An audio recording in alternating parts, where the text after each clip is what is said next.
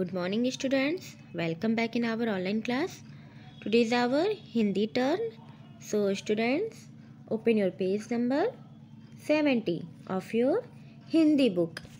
मेरी हिंदी व्याकरण एवं रचना।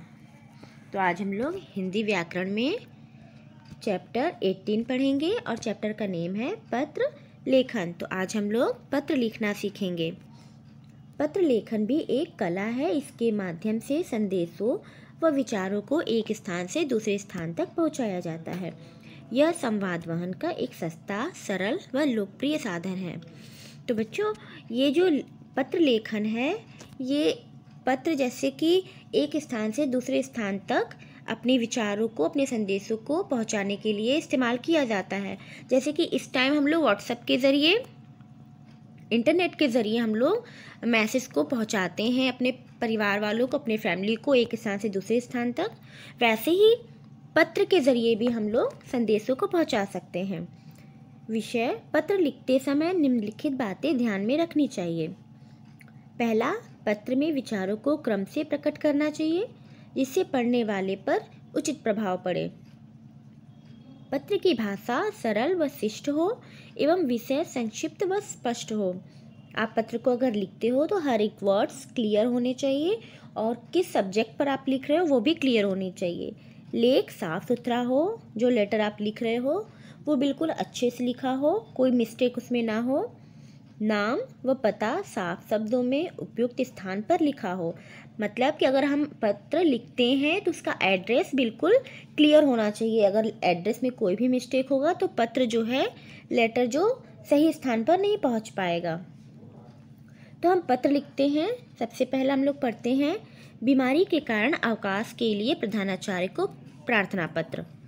तो किस तरीके से लिखते हैं, यहाँ पर आप देख सकते हैं कि लिखा हुआ है, सेवा में प्रधानाचार्य रविंद्र पब्लिक स्कूल, दिल्ली 110002। विषय क्या है? अवकाश पत्र। हम लोग किस विषय में इस पत्र को लिख रहे हैं? बीमारी के कारण हम अवकाश पत्र लिख रहे हैं, जो हमें अवकाश की ज़रूरत है। तो किस तरीके से लिखते हैं? सबसे पहले, आदरणीय महोदय, सविनय निवेदन है यह है कि मुझे पिछले 2 दिन से तेज ज्वर है। अगर आपको कोई भी प्रॉब्लम है, कोई भी परेशानी है, तो वो आप विषय लिखेंगे नीचे कि मुझे 2 दिन से तेज ज्वर है, या मुझे सर्दी जुकाम है, या फिर मुझे और भी कोई भी प्रॉब्लम हो, तो यहाँ पर आप लिख सकते हैं। चिकित्सक ने आराम करने के लिए कहा है, इसलिए मैं विद्यालय आने में असमर्थ हूँ। मुझे 2 दिन, दिनांक 2/4/2022 लिख सकते हैं, से 3/4/2022 तक का अवकाश प्रदान करने की कृपा करें। धन्यवाद। फिर उसके बाद लास्ट में आप कैसे लिखेंगे? आपका आज्ञाकारी शिष्य अभिनव सूद, कक्षा 3री अ, तिथि 2 जनवरी 2022। ओके स्टूडेंट्स, तो इस तरीके से आप बीमारी के लिए प्रार्थना पत्र लिख सकते हैं।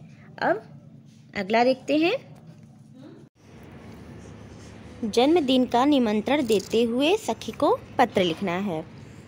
A 110 बिलासपुरा, नई दिल्ली 2 अगस्त 2022 लिख सकते हो। अब देखते हैं कि इसमें पत्र कैसे लिखना है। प्रिय शिखा, नमस्ते। इस माह की 10 तारीख को शाम 4 बजे मेरे जन्मदिन का कार्यक्रम रखा गया है। इस अवसर पर गीत, संगीत, खेल व खान पान का आयोजन भी है। इस दिन तुम्हें अवश्य आना है। हम सब मिलकर खूब मौज उड़ाएंगे। घर में चाचा चाची को प्रणाम व टीना को प्यार।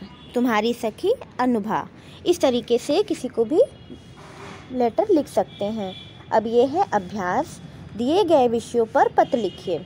तो सबसे पहला है, बहन के विवाह पर अवकाश लेने के लिए प्रधानाचार्य को प्रार्थना पत्र लिखें। तो आप देख सकते हैं यहाँ पर मैंने लिख रखा है, तो आपको इसी तरीके से आप अपनी कॉपी पर भी लिख लीजिएगा। एक बार पढ़ते हैं, सेवा में श्रीमान प्रधानाचार्य, ग्लेन हिल विद्यालय, कम्हारी, रॉबर्ट्सगंज, सोनभद्र। सबसे पहले हम सेवा में लिखेंगे, फिर किसे हम लोग पत्र लिख रहे हैं, तो हम लोग प्रधानाचार्य को लिख रहे हैं, श्रीमान प्रधानाचार्य। और कहाँ लिख रहे हैं? ग्लेन हिल विद्यालय में लिख रहे हैं, उसका एड्रेस लिखेंगे, फिर रॉबर्ट्सगंज, सोनभद्र। फिर लिखेंगे श्रीमान जी। सविनय निवेदन है कि मुझे अपनी मामी जी की बेटी यानी अपनी बहन की शादी के शुभ अवसर पर पूरे परिवार के साथ दिल्ली जाना है।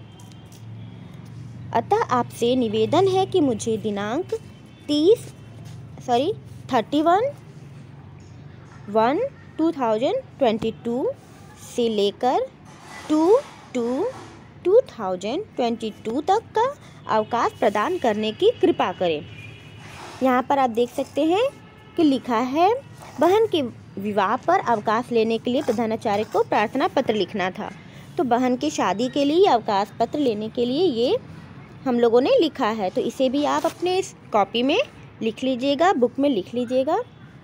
और ये रहा आप लोगों का copy work and book work. इसे आप अपने बुक में खुद से फिल करेंगे, ठीक है। वो तो मैंने आप लोगों को एक तरीका बताया कि किस तरीके से लिखना है, उसी तरीके से आप ये 2nd नंबर और 3rd नंबर आप लिख लीजिएगा। कुछ भी प्रॉब्लम होता है तो आप मुझसे पूछ सकते हैं। Okay, thank you.